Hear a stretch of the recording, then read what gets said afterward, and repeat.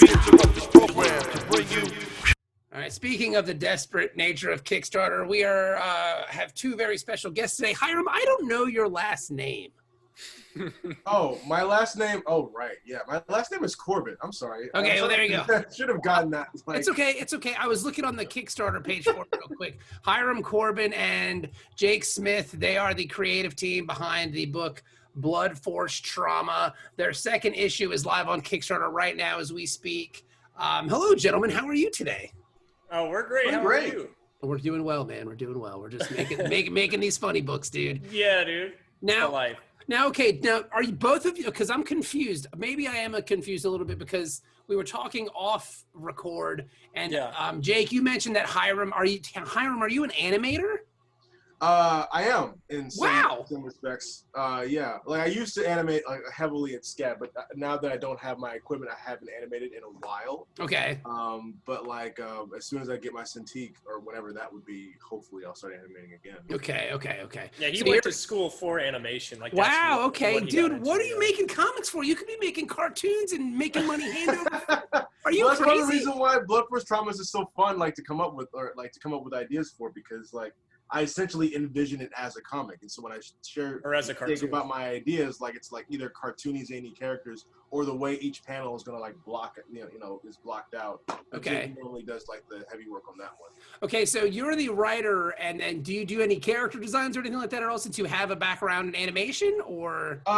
Like I think for like one or two characters, like Slicer Dex, I did like a thumbnail sketch, and I was like, here's like. And Meat Grinder, you did Meat Grinder too. Oh, I did. Oh, yeah. I did a couple of characters. I did like a butcher chef that we didn't use, and oh yeah, we haven't. He might come in. Who knows? He might. But I drew like a sketch, and I was like, here, Jake, this is like what I would look like. Jake would make it awesome, like in a few minutes. And I'm like, here it is, and I'm like, damn. It's like our process is so organic that we get to the point where we forget where who came up with anything. You know what I mean? And at the same time, like Kevin and I write together too, and like it's never a contest of who gets more ideas in a book. I think when you work as a team, at least with Kevin and I, it's just let's just make the book better. Like ideas are unimportant. It doesn't matter who came up with what, as long as the book is good. Who cares? Yeah, exactly. You know? Exactly. Yeah, because like what we'll do is like I'll put in like temp dialogue, and then we'll change it like at the end if we need to. Like if we're like, oh, this doesn't actually fit with the drawings that I've done, and I give it to Hiram when we do like a pass, and we're like, oh, let's beef up this line, let's do this. Like we really don't care about like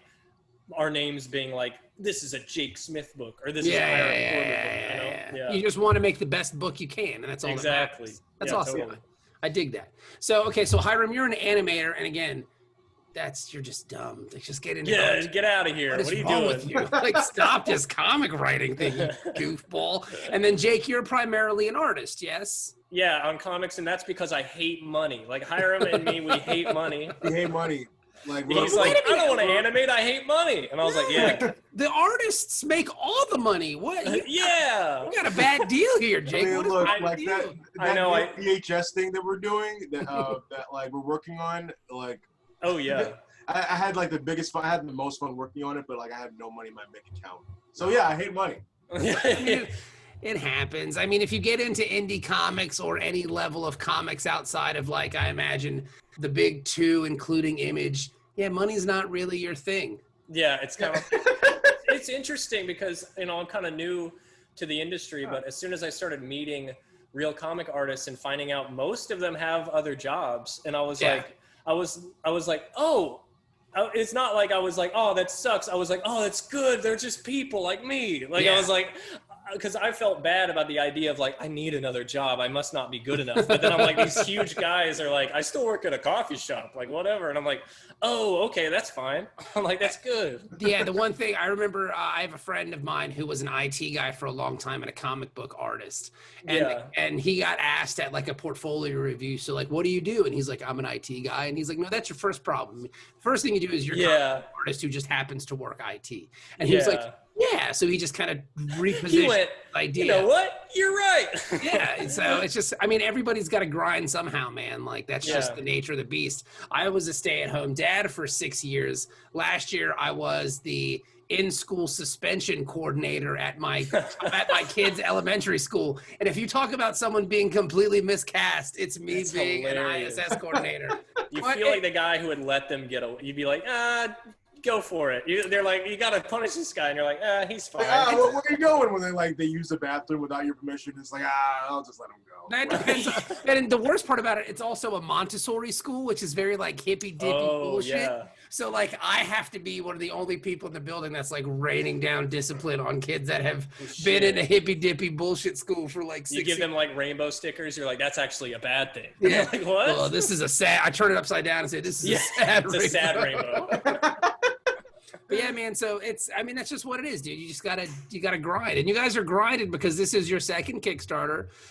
Actually, this is your third Kickstarter for this book. Yeah, correct? technically, yeah. We try to forget about it, but that's fine. You learn something every time, right? Exactly. Oh, absolutely. So I learned because you guys tried kickstarting this, I think in 2017 as a graphic novel, correct? Like the entire story.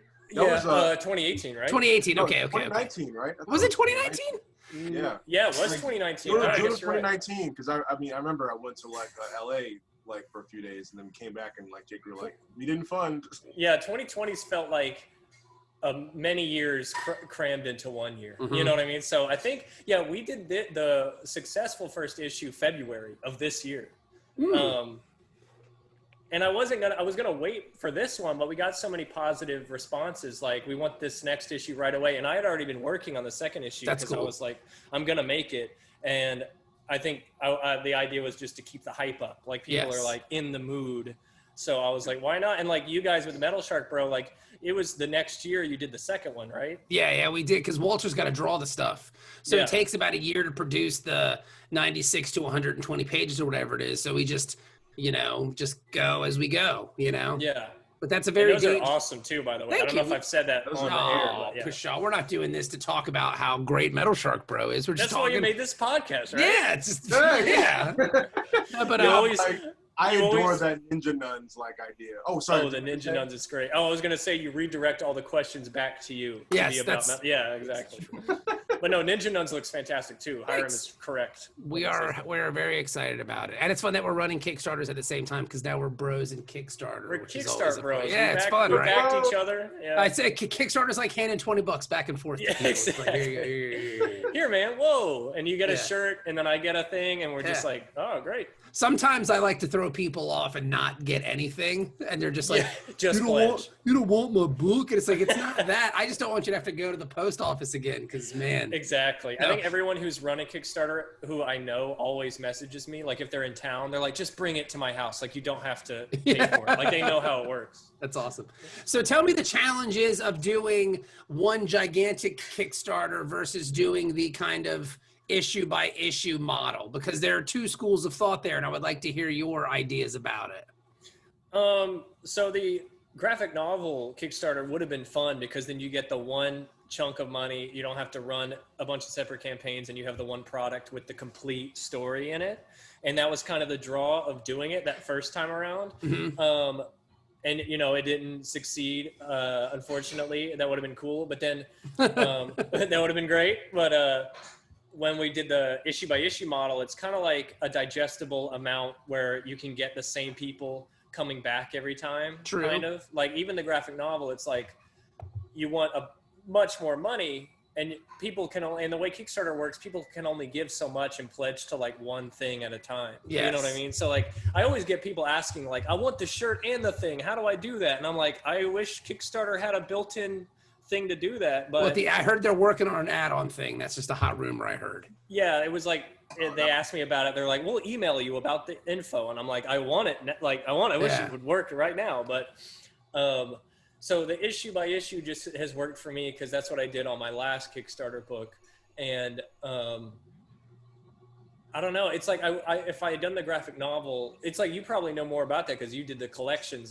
Mine didn't succeed, so I don't know the challenges of that too much. You know, Sucks. as much. Sucks. Does it suck? It sucks. Really? Oh, Would really? you rather have done it the other way? Well, it's one of those things where it's like you're damned if you do, you're damned if you don't. Because I feel like if you're doing issue by issue, you just feel like you're always in Kickstarter mode, which is just like this life-sucking, kind of draining, terrible pit of despair. Of like, money, please. Yes, where your mood is based on the amount of pledges you get per minute, if that makes sense. Yeah. Whereas, but then at the same time, too, people on Kickstarter and people who believe in Kickstarter are always happiest when they get that book. They don't even fucking read it. They just get it, and they take a picture of it, and they put it on social media, and they're like, hey, look what I got. So and if then you put it in the drawer. Yeah, and if you can keep kind of building on that momentum by doing Kickstarters every couple months, I feel like that's a good model too. But like the gigantic $20,000 Kickstarter just takes pieces of my life away. Like I know every time I do one, like I'm losing 6 months of my existence. Oh yeah. Because it's just it's so much stress, you know? Yeah. It is, but you guys know what it is because you've done it, so you understand the grueling nature of it, you know. Oh yeah, for sure. Like the first Offbeat Town for sure, because it was my first one, and I didn't know. No, now I have friends who do Kickstarters like you or Ryan Brown. I've talked to him a lot, and that guy's a monster on Kickstarter. He knows how to do it, and he has all the tips. And so my first one was just like, I don't know, like the surveys didn't have enough questions that I didn't know I would need until later. I was like, oh shit, I actually need that. So I'd have to go in and direct message everyone. So that first one was brutal, but it has gotten easier and easier. But yeah, because there's always, shipping issues that happen and things that come up. Like someone will have like a comic that's bent a little bit and they're like, how dare you? And I'm like, I'm sorry, I didn't control the post office. And then I always send them a new one, but and they're usually nice after that. But then there's like that kind of thing. So there is the draw of hoping to get a publisher because then they deal with that garbage. You know what I mean? Like to an extent. I mean, to an extent, you still got to mail out the Kickstarter shit, Exactly. But enough about Kickstarter. Let's actually talk about the book. Hiram, hell yeah. Do me a favor and tell me, what is this book, Blood Force Trauma? I love the name, by the way. Blood Force Trauma is a great name. That's very cool. Tell me what this book is about because it looks fucking awesome. Well, it's a great question. Like Blood Force Trauma. I hope so. The question is, your book looks fucking awesome. Tell me what it's about. Well, because like Jake came up with the name, like he was like Blood Force Trauma. Like it just came out just like that. Like, and I was like, oh, that's. Because when I was a kid, I thought blunt force trauma, when they talked about it on like doctor shows or whatever, I thought they were saying blood force trauma. And I was like, that's cool. And then I was like, I'm going to make it that. And then I Googled it and no one has it anywhere. So I was like, I saw it as like a band somewhere, Oh yeah. Like a super, super indie band from like Virginia, which I was like, oh, and they have like 12 views, and I was like, I think we'll be okay. Yeah, but if they come after me, I didn't know they were from Virginia. Oh my god! So the book is about Zap Daniels, who's this hacker, gamer enthusiast, who's a major fan of the show Blood Force Trauma. The whole entire city's like favorite TV show where like contestants battle to the death to see who is the greatest fighter in the universe. And Zap is attending one of the shows to see one of his favorite fighters, Thrash Skullcracker. And ooh, what's up, man? And after the first battle, Thrasher Meat Grinder, Thrasher Meat Grinder, Thrash invited Zap to the stadium, and Zap becomes the champion of Blood Force Trauma, and now he has to fight all these ghouls and goons and all these fiends trying to get at him, and he's trying to like learn how to fight to survive. That's awesome. It's because it like when you guys told me the idea and how it breaks down, it's got like a Running Man vibe to it. Yeah, exactly. Like it's got a cool kind of like throwback 80s movie vibe to it, and I really dig that. Like, what kind of inspirations did you pull from, or kind of ideas did you kind of mine for the overall narrative of this thing? Ooh, so many. Yeah, like the big two, I think, Hiram, are like, me and Hiram have like an affinity for fighting games, like fighting video games, like Street Fighter and shit like that. Like we love the kind of genre, and we love kung fu movies. Oh yeah, like 80s, 70s, 80s kung fu movies, and we kind of wanted to do our comic where the characters talked like they're in a kung fu movie. That's and cool. Like, and there's fights like Dragon Ball Z, kind of like we like the format of manga, like where the fights are the story. Yes. You know what I mean? Yeah, like the story's told through the fight scenes. Yeah. So we wanted to do our version of that. That's awesome. Like people who like know like Jake's style before Blood Force Trauma, where like Jake like loves like a kind of 90s, very grungy, very like Mad Max type of thing. Whereas I really love 1980s aesthetics, and like Jake was like, well, what if we like put those things together? And that's kind of how the cyberpunky 80s grungy world came about. I feel like.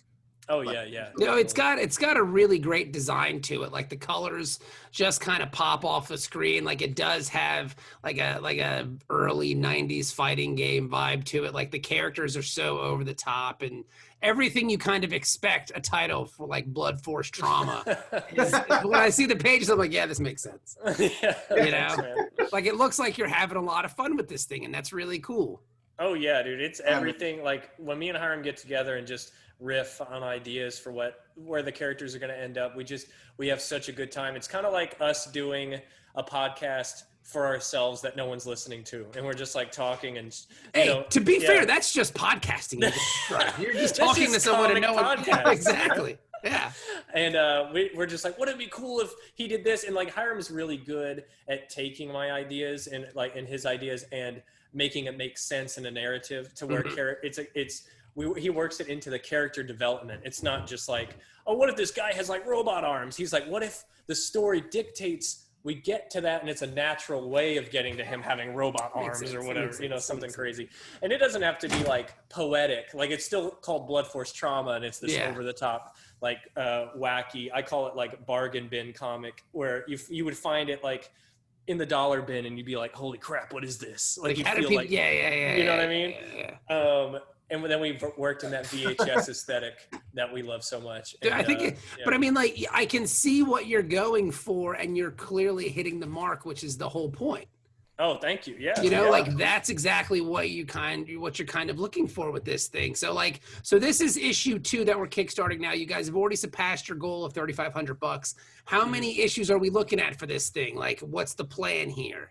Ooh. Yeah. So this first season, we're calling this like season 1, is like a 12 issue season. So what we're gonna do is ideally we'd want to do the first 6 would be like season 1 part 1, and we would collect it if we all of this is like if we get to do it. Yeah. And then season 1 part 2 would be collected, and this would be the first season. And then we have like 3 or 4 seasons like planned out. Like we have like big aspirations for this thing. Like, we're kind of just like, let's write it out, see how far it can make it. We plotted it out, like I think, because like Jake, like because I don't know anything about comics, like so you guys like separate each like acts as like as different arcs, stuff like that. And I didn't know anything about arcs when we were plotting it, because I think Jake and I were plotting the whole thing, like in general, in like one day in Jake's room in our and I think once we got to like arc 5, it just got completely like off the rails even more. But it felt like an ending. We were like, I think we found it. Like, and then that's cool. We've gotten into the minutia since then, like breaking down everything. Yes. But we've got like 3 or 4 seasons. Now, I'm gonna be a pain in the balls here, and I'm gonna ask you.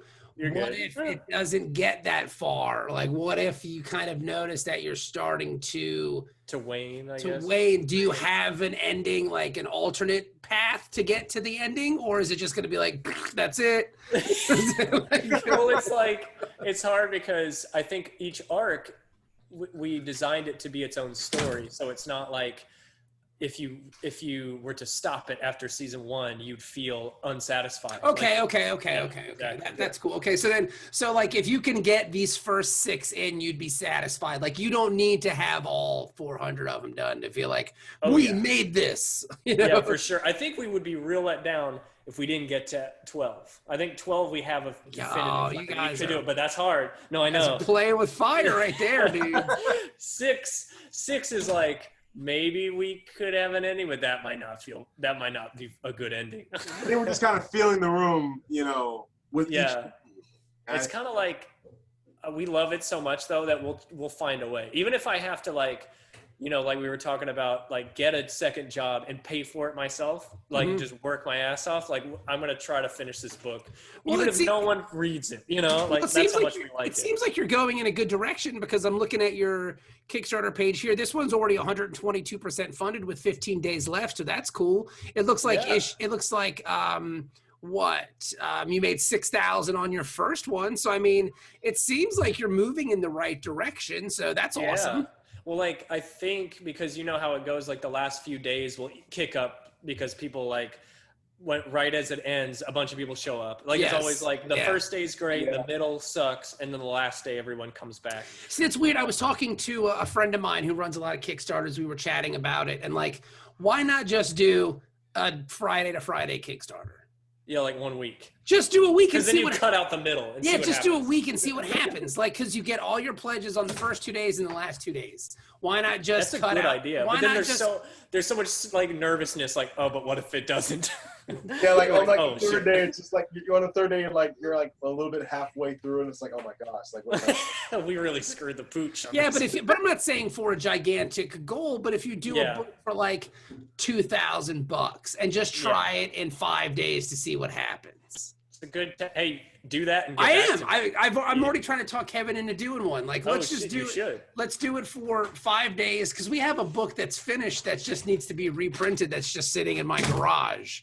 Oh, like, do it. It's just one of those books that nobody picked up. It's just we sold it at shows. We ran out of copies. So, like, why not just reprint it so we can sell it and see where we are, you know? Dude, if that does well, that's a cool indicator for other creators to be like, oh, okay, it does work like that. Because the middle is like literally like you'll go days and get like one backer because it's like so slow. Days like 25 through like 3 are just fucking like a wasteland. You know? Exactly. And like you get 2 backers, and then what happens is you lose backers. And like, who gets buyer's remorse about stuff like that? Like, oh, you know what? You're not giving you $10. Like, I'm not doing it. Like, no, man. Because then if you do Friday to Friday, they don't even have time to realize that they made a mistake, that you've got them. Exactly. you got them. Exactly. They're stuck. They're stuck with us. So, yeah, man. So, okay, so you guys got about 15 days left. When are you going to launch issue 3? Because that's next, right? Like, you're just going to I know. in Kickstarter mode? Oh, man. I think that's more of a question. Yeah, I think that's more of a question directed at you because. We have we're talking to some people about picking the book up. We can't say anything about it. Can I guess? If I guess, will you tell me? If you guess, I'll wink at you, and then they can't hear it. Well, it's an audio. We've also started posting video of these things. Oh, so, God. I'm nude right now. I'm like, what? You didn't No, tell me everybody that? can see you have clothes on, dummy. What if I was like, what? I thought this is audio only. Bastard. We can talk about it afterwards. I have some ideas. Because I know there are a lot of publishing companies who enjoy and who kind of Kickstarter. Like that's like you guys with Scout, like Scout's a big like company. Now, did you have anybody else after you funded that first issue kind of come reach out to you about publishing? Because we had like 3 or 4 different people talking to us, but we went with the best one. After the first issue, it was interesting because we did, but that company, I'll tell you about it later, but that company was just it didn't end up working. I feel you. Basically. I feel you. And this Kickstarter has been so close after the first one that the publishers we're talking to now, it might still be a direct link to that first one. It might not even be, you know what I mean? Wow. But yeah, no, Offbeat Town too. Also, like we were talking to Scout for a little while. Oh, that's cool. we ended up going with Devil's Due, and they put out the trade. Nice. And which is cool. It was a good experience. And then and a bunch of random publishers I hadn't heard of, like that kind of stuff happened. and that's interesting too, because you don't know if they're gonna become big. Like they're gonna like Scout at that time was really small, and now they're like substantial. Like right, they're working on some stuff. Yeah, it's like cool. Like right at that time, it was like a few guys, and they were like, "We're the Scout, like we're trying to get in." And now I feel like people talk about Scout way more than they used to. And I'm like, like they come to mind now, like when I talk about like Aftershock or those kind of guys, We're working on it, man. They got some good people over there, and they're super supportive, which is nice. Yeah, and good books, and like just a responsive staff. Like I know I can email somebody at Scout and get an answer, as opposed to like other publishing companies I've worked for where it's like, hey, it's been 2 weeks, I haven't heard shit from you guys. Like, where are you? What are you doing? At least send like, I've seen this, we're working on it, just something. Yeah, exactly. So okay, so we've got this one we're running now. What else are you guys going to continue to work together to make and to dominate comics, or is this just kind of like your one idea? Because Hiram, you said you're not even much of a comic guy; you're more of an animator. So, are you going to stay in the realm of comics? He should. I'm more like animation and film. Jake wants me to like stay in comics in a little bit because he's so good. Like I'm not sure. And I'm not like I don't know what direction I'm going to take in the future. So like I'm keeping my options open. That's cool. And just he's got great ideas though. Just I know what I have a couple more ideas for. Oh, sorry, what were you saying? Oh no, I was just you faded out there for a second. So I thought you'd stop talking. Go ahead, you're good. Oh no, I was just saying like I have like a few more ideas for a few more comics, but like it's just like throwaway ideas or like ideas that they're great.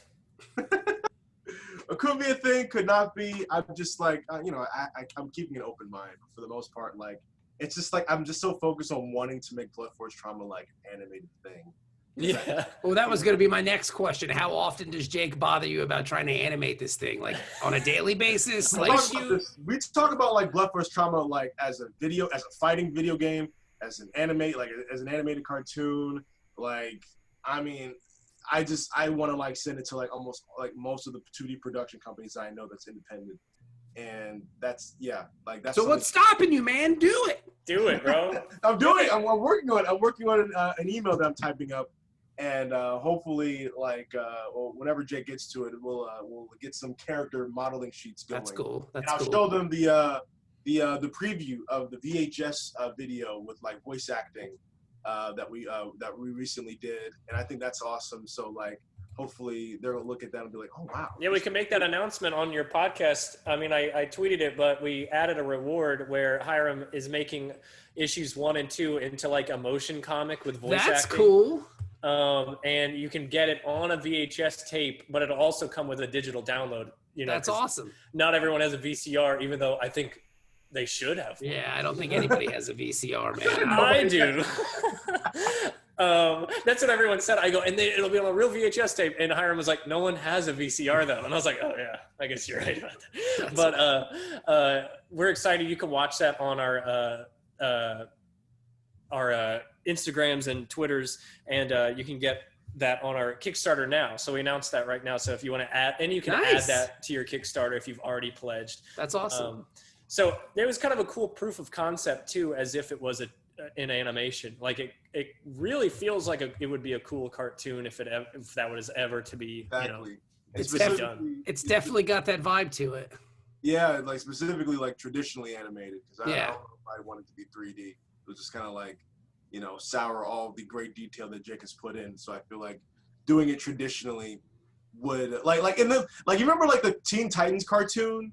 Oh yeah, around the early 2000s. Yes, it was looking really dope. Like around like a little bit like that, but like probably a little bit more edgy. Well, it's interesting because I feel like right now there's like, I don't want to say like a renaissance of 2D animation, but it feels kind of like that because Netflix is like really pushing it with all these new 2D shows like the Castlevania show and the Midnight Gospel and like and it feels like it's a good time for animation. Like they're taking more risks on things right now, at least, And at the end of the day, it's just content. And if you can animate the stuff yourself, Hiram, you can you can really kind of push yourself ahead, because when you're pitching this stuff, you can say, hey, here's 7 seconds of, you know, a meat grinder walking. And that's already more. That's all you need. That's all you need. Yeah. Yeah. That's more than, you know, 3/4 of the people out there who talk about wanting cartoons for things. And you can do it for free, because you can do it yourself. Yeah. You know what I'm saying? Exactly. Yeah. Because we were talking about trying to do like a Metal Shark Bro cartoon, and I started reaching out to animators, and holy shit. Like, yeah, you want 20 seconds of somebody walking, that'll be like a house payment times 4. And it's like, really? Crazy. Like, it's crazy. nuts. Yeah. That's an insane amount of time just for every process. Hiram's like, wait, house payment? Are you looking for animators right now? Yo, man, if my skills were up to snuff, I would attempt. Please, believe me. I mean, That's dude, whatever, awesome. man. I mean, I'm just rooting for you guys. And at the end of the day, like, because when people ask us, well, do you want to do this? I was like, I just want to make books. And if hopefully enough people read the books, then these other opportunities will come to you. And it seems like the opportunities are coming to you. This thing is funded. Obviously, there's going to be a third one, because you're going to keep the momentum going. So that's really awesome, man. So congratulations to you guys. I'm looking forward to more Blood Force Trauma. I think you guys have got a cool thing here. Oh, thank you so much. No problem. No problem. So where can we find you guys on social media and whatnot? So you can find me on Instagram at dead_gremlin_comics. Okay.